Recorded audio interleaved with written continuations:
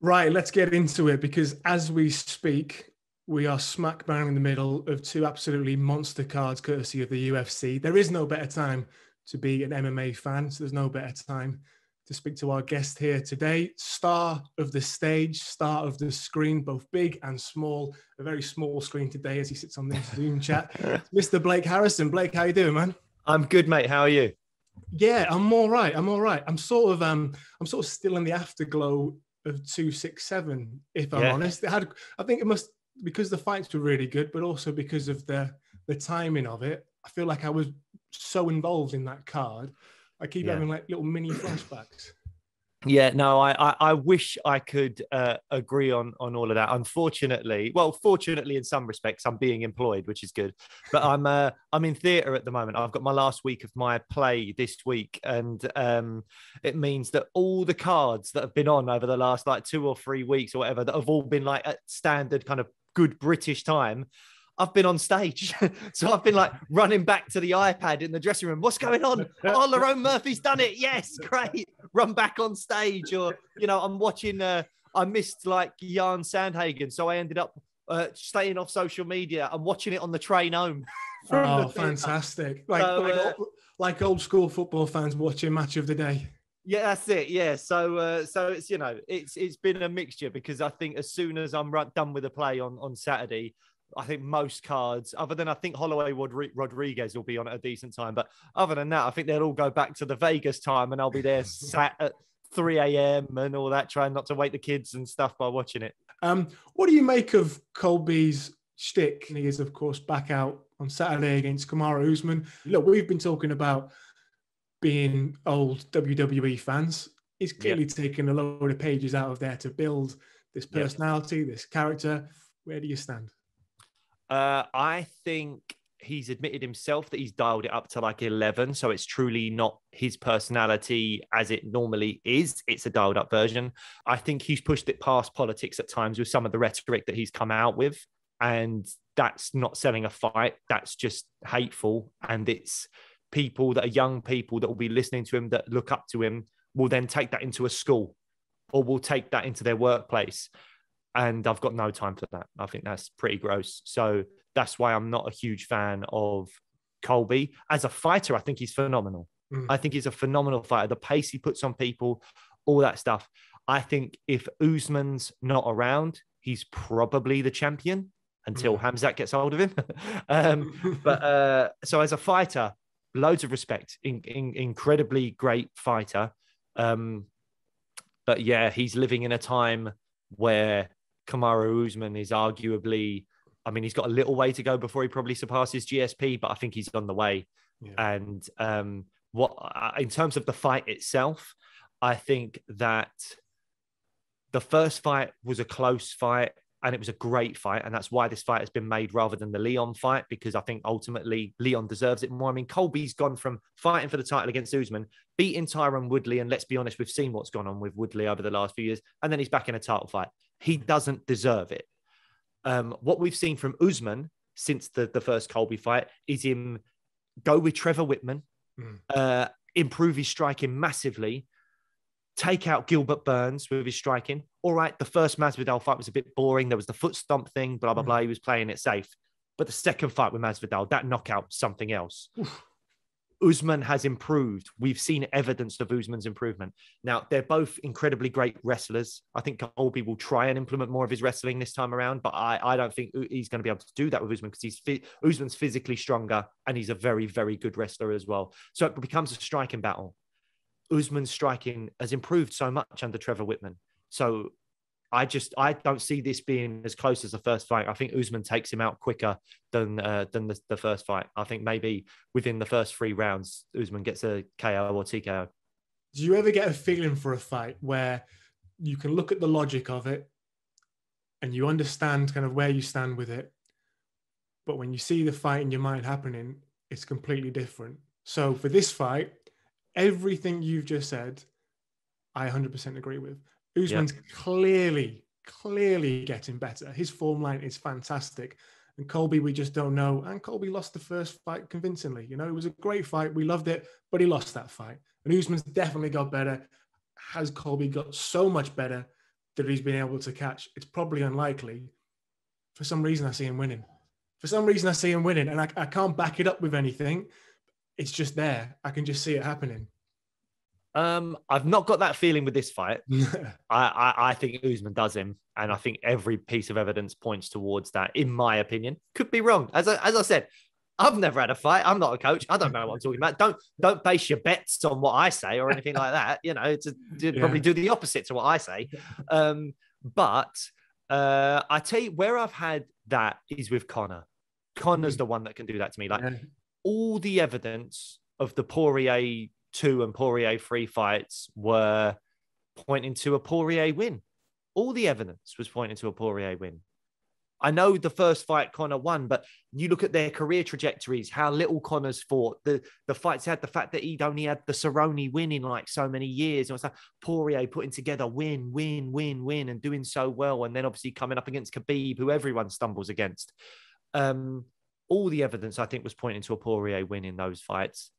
And yet there's something about Conor in press conferences, in, I don't know, whatever it is that just makes you go, Conor might be able to do this. Yeah. Conor he has that ability to bring people round to believing in him as a fighter.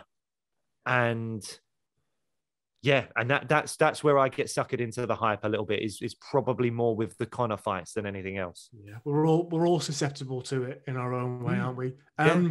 If Colby wins, you'd imagine, if it's a great fight again, a rematch, we'll have a trilogy here. That could well happen.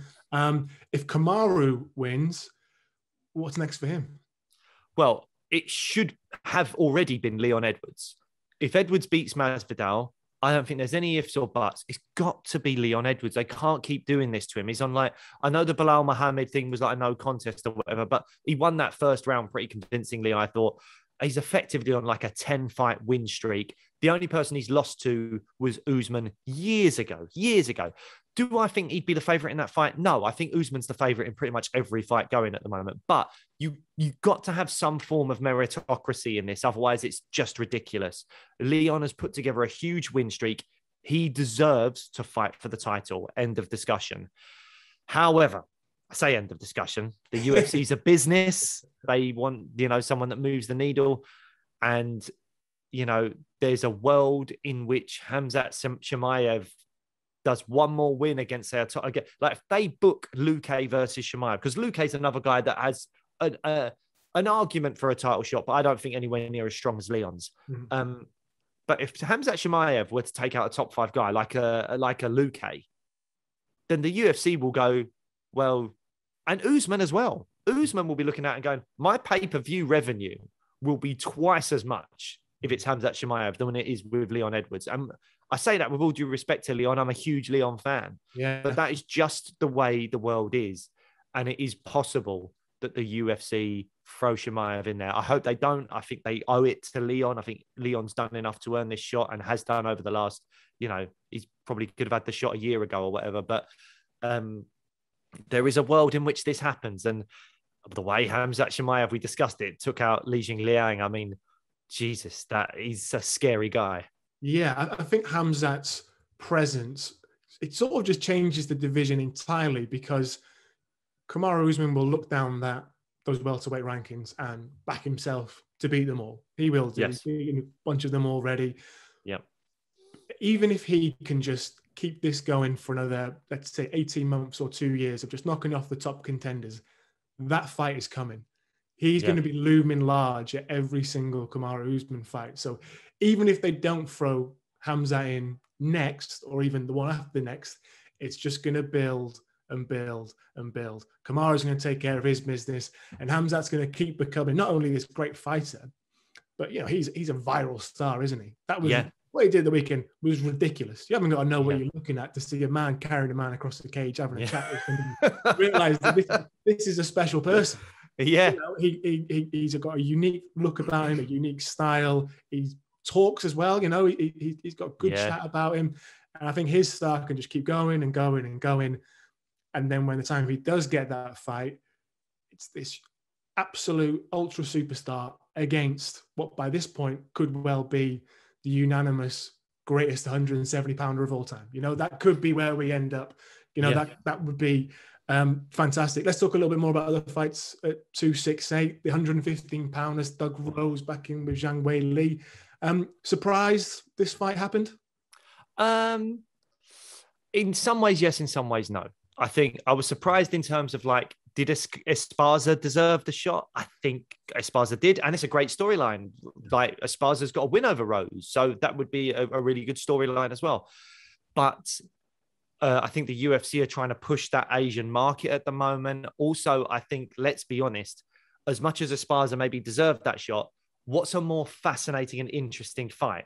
Esparza v Rose or Zhang Weili v Rose? Like, what are the casual fans going to be more interested in? This crazy stand-up battle over here, or Esparza constantly just trying to grab at Rose's ankles and pull her to the ground?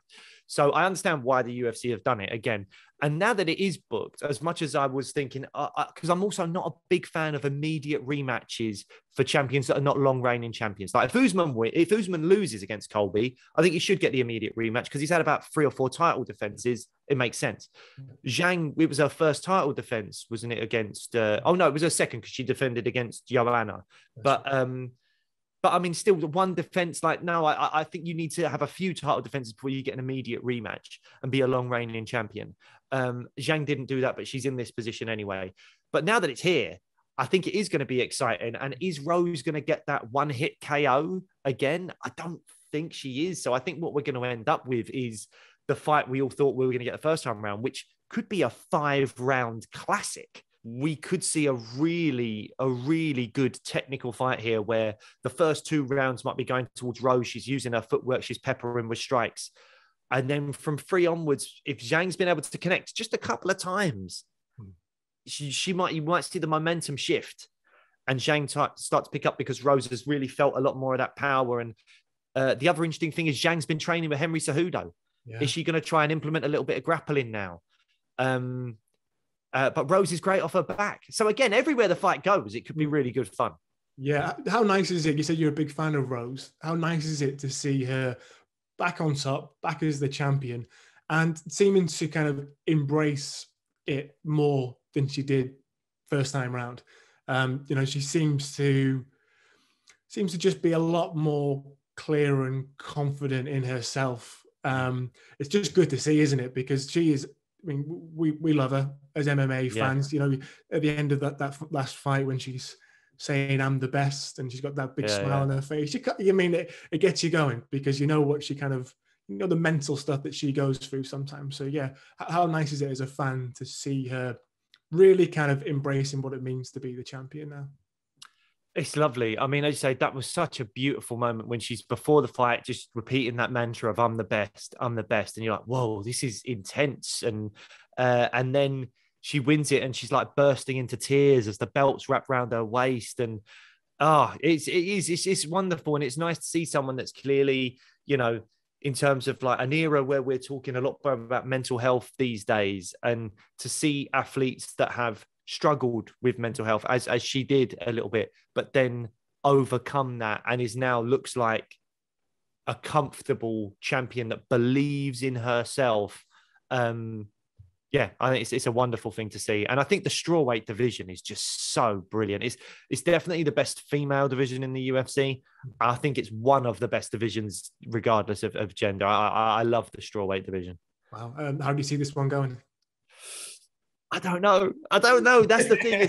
But that's what I love. I love fights where I'm just like, I don't know. Gun to my head, I think I'd say Rose. Mm-hmm. But I think Zhang's got every opportunity. I think she just got to get her mind right. She was saying that, going into the last fight, Rose had said a few things in the lead up to the fight and the crowd were booing her and she wasn't expecting it. And she struggled with that a little bit.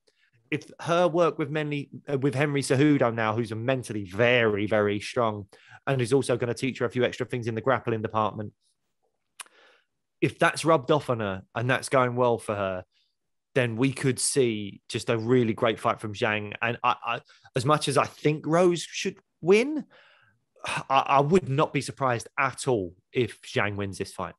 You talk about that one being a potential war, Justin Gaethje, Michael Chandler. It can't fail to deliver, can it? This is going to be some fight. No, I think for a lot of people, this is like the people's main event, isn't it? This is like the one that Justin Gaethje is just a guy that you have to tune in to watch. I enjoy Michael Chandler. I'd be lying if I knew a lot of him from the Bellator days or anything like that. But I think where I think the fight's won and lost, and again, what the hell do I know? But I think the wrestling credentials I think Chandler's better wrestler, but they're sort of going to balance it out because Gaethje's such a good defensive wrestler. I mean, he was put in the Hall of Fame of his like college or university recently for his wrestling credentials. You know, he's clearly a very accomplished wrestler, but he just doesn't bother using it too much. He uses it defensively because he loves to strike. I think, will Chandler get Gaethje down? If he can get him down in the first round, it's going to be really interesting. But I can see Gaethje stuffing a lot of the takedowns. And the difference in their striking, the margin's a bit bigger. I think Gaethje's a better striker than what Chandler is by a wider margin than what Chandler is a better wrestler than Gaethje. So I can see Gaethje over the course of the fight getting a finish with the strikes. And we've also just seen, again, it's a busy night for Trevor Whitman, isn't it? Like Usman, Rose and Gaethje all fight after fight after fight. It's going to be very interesting to see how that goes. Who do you think this fight's bigger for? Because I look at Chandler and he's a bit older at 35. He came to the UFC for the title. That's where he came for. He was completely unapologetic about it. 2 fights, 1 loss, 1 win so far. For me, his reputation is based on absolutely trying to be the number 1 fighter at 155 pounds in the world. Don't get me wrong, Justin Gaethje's got massive aspirations too, but the people will always come back for Justin Gaethje fights. He will always be in demand. If you're Michael Chandler, you were the king of Bellator, you come over and you kick off with 1 win and 2 defeats. That's not looking so good, man. It's a long way back to get to that number 1 spot, isn't it? It is. And the other thing is he wasn't the king of Bellator, was he? Because he was beat by Pitbull. Who came up a weight class as well. So, I mean, he's been given the kind of star treatment, and that win over Hooker was a great win. But, you know, he's 1-1 in the UFC. It looked like he was going to beat Oliveira in the first round of that fight, and then it was pulled away from him, and Oliveira did very well. I think what's interesting is what's at stake here for the winner. And I think if Gaethje wins, regardless of what happens in December's main event with Poirier and Oliveira, Gaethje gets the next title shot. I think that's what happens.